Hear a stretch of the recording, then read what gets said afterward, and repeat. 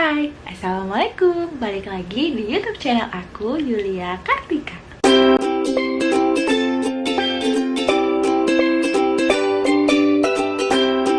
Di video kali ini aku mau sharing tentang pengalaman aku pakai KB IUD, atau orang-orang banyak yang bilang itu spiral. Please banget buat yang takut banget pasang IUD, dengerin cerita ini. Itu bener-bener si IUD tuh gak semenyeramkan seperti apa yang kalian bayangkan. Tapi sebelum aku mulai videonya, aku mau ingetin dulu buat kalian yang belum subscribe YouTube channel aku, jangan lupa subscribe, jangan lupa like, share, dan nyalain tombol notifikasinya biar kalian gak ketinggalan video aku berikutnya. Oke, sebelumnya aku mau cerita dulu. Jadi aku itu melahirkan tanggal 14 April 2021. Nah itu aku langsung head, tapi aku nggak ngein itu karena aku pikir itu darah nifas, ternyata itu adalah sekalian head.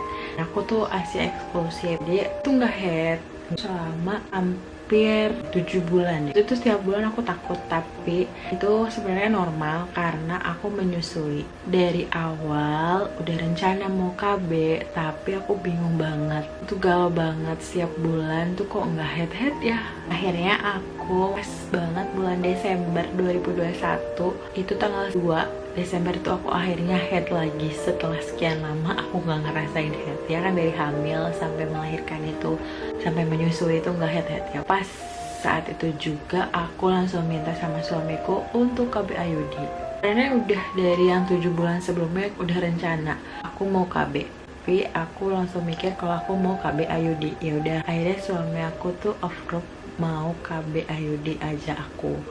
Pas di tanggal itu aku langsung ke klinik. Nah ini kliniknya di klinik yang waktu aku hamil selalu periksa. Ada dokter kandungannya, namanya dokter Anita. Selama hamil Rio aku selalu periksa di situ. Harganya juga lumayan affordable. Aku memutuskan untuk pakai KB juga di situ. Jujur sebelum pakai KB-nya aku super deg-degan banget. Tapi aku pikir-pikir ternyata pas udah punya anak itu capek yang luar biasa. Padahal saat itu anak aku baru 7 bulan, tapi tuh udah drama yang pasti awal-awal tuh udah kerasa capek banget. Padahal itu belum apa-apa, cuma aku udah merasa kalau aku tuh harus KB IUD.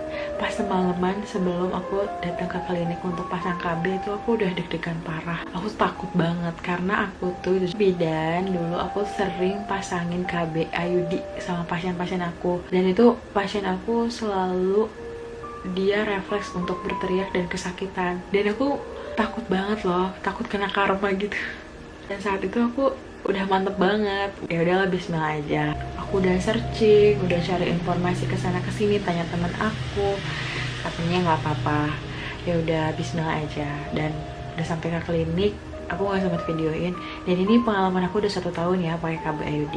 Datang ke klinik menunggu lumayan agak lama. Saat itu aku posisinya lagi head hari ketiga, dan itu udah nggak deras, udah tinggal sedikit aja karena emang disaraninnya tuh saat head. Sebenarnya nggak head juga nggak apa-apa, cuma itu jauh lebih sakit katanya. Tapi sih sebenarnya ada juga, cuma nggak ngerasa sakit sebenarnya tuh. Pas saat si IUD-nya ini tuh dimasukin tuh nggak berasa, cuma si cocor bebek yang ininya tuh bikin kita tuh berpikir kalau misalkan itu tuh bakalan sakit ya. Secara gitu alat stainless masuk ke dalam vagina kita dan membuka rahim itu ngilu banget kan, ngebayanginnya kan.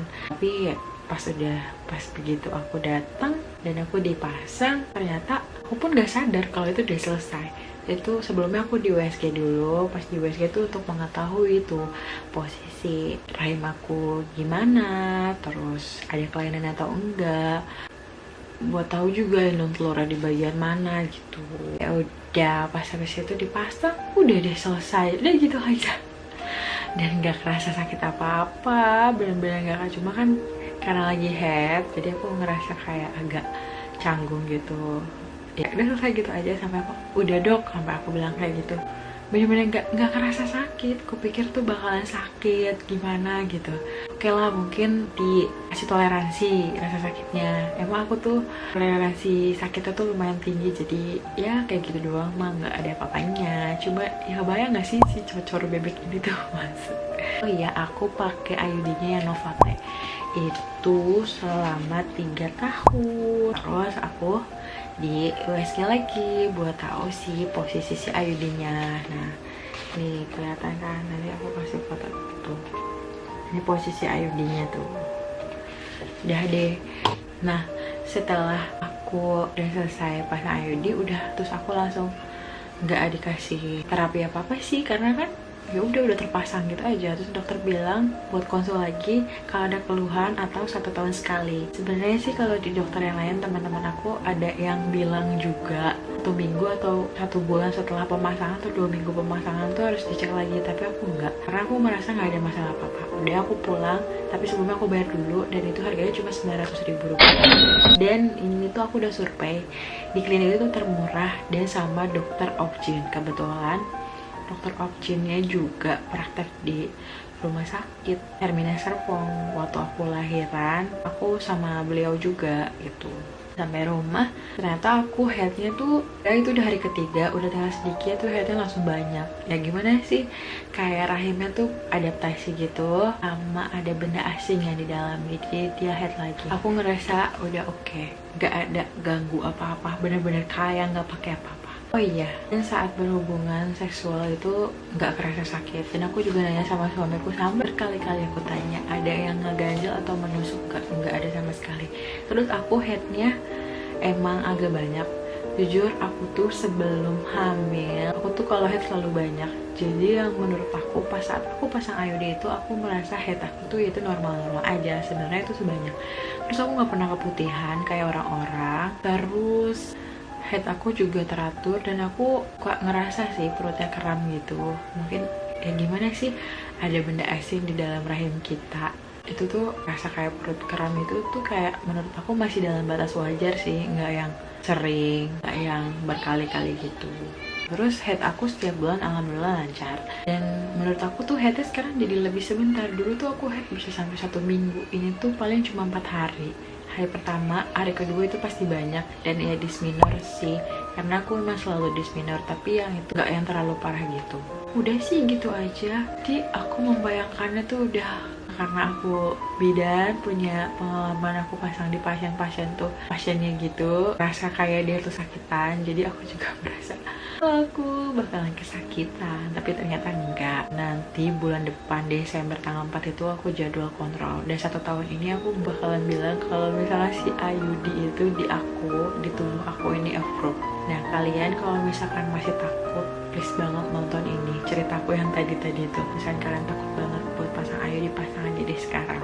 Duluan pasang. Kalau misalnya mau pasang di bidan nggak apa-apa. Kalau di bidan nggak ketahuan tuh posisi rahim kita kayak gimana, hanya cuma di teropong dan diraba aja.